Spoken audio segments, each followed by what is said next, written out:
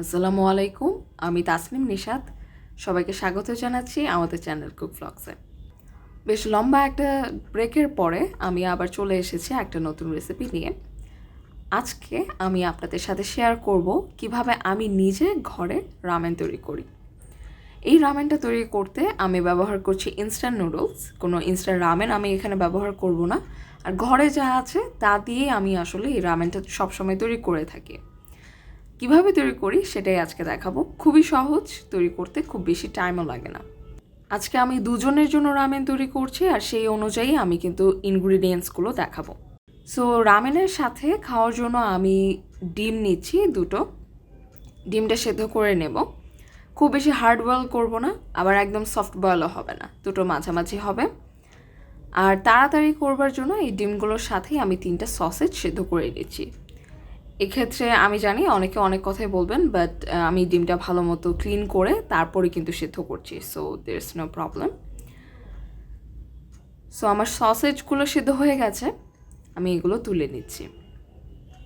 ডিমগুলো যখন সেদ্ধ হয়ে যাবে তখন তুলে নিয়ে এটার খোসাটা আমি ছাড়িয়ে নেব। এখন আমি রামেন তৈরির মেইন প্রসেসে চলে যাব। এই জন্য একটা সসপ্যানের মধ্যে আমি অল্প একটু তেল নিয়ে নিয়েছি। এর মধ্যে আমি 1 কাপ পরিমাণ পেঁয়াজ কুচি নিয়ে নিলাম। সো একজনের জন্য আমি জাস্ট 1টা কি 2টা পেঁয়াজ কেটে এরকম কুচি করে কেটে তারপর সেটা ইউজ করি। এর মধ্যে আমি পানি ব্যবহার করব। পানি দিচ্ছি প্রায় 4 কাপের মতো, বিকজ এখানে আমি চাচ্ছি একটু স্যুপ থাকুক, অর্থাৎ ব্রথটা একটু বেশি থাকুক, আমি এরকম চাচ্ছি, সেই জন্য পানির পরিমাণটা একটু বেশি দেওয়া। আজকে আমি ইনস্ট্যান্ট নুডলস হিসেবে এই নুডলসটা ইউজ করেছি, সেটা হচ্ছে মামা নুডলস। অ্যান্ড এটার সাথে যে টেস্ট মেকারটা থাকে অর্থাৎ মশলাটা থাকে সেটা আমি এই পানির মধ্যে দিয়ে দেব।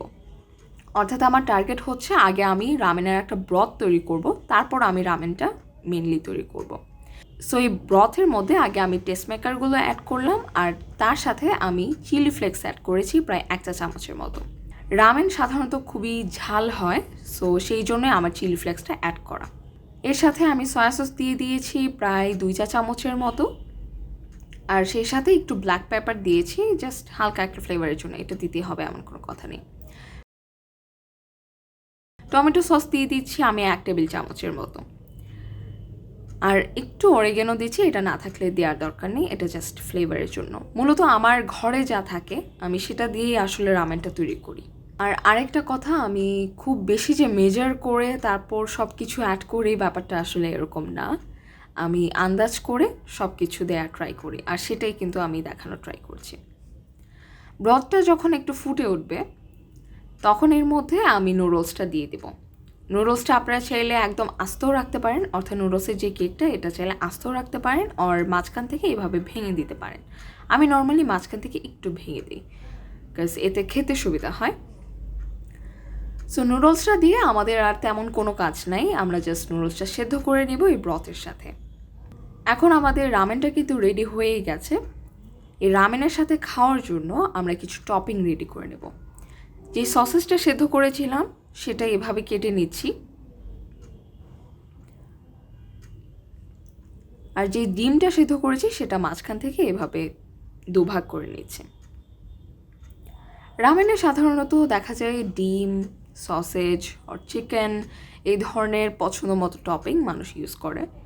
আপনাদের সুবিধা মতো আপনারা যে কোনো টপিং ইউজ করতে পারেন। আপনাদের কাছে যদি টোফু থাকে সেটাও কিন্তু ইউজ করতে পারেন, অনেক ক্ষেত্রেই কিন্তু টোফু ইউজ করা হয়। সো এবার আমি সার্ভ করব। প্রথমে আমি নুডলসটা দিয়ে দিচ্ছি, তার ওপরে আমি ব্রথটা নিজের পছন্দ মতো দিয়ে দেব। অনেকে একটু সুপি পছন্দ করে নিজের রামেনটা, আবার অনেকে একদম মাখা মাখা পছন্দ করে। যদি খুব মাখা মাখা চান তাহলে আপনারা ঝোলটা শুকিয়ে ফেলবেন, আর পানি শুরুতেই একটু কম দেবেন।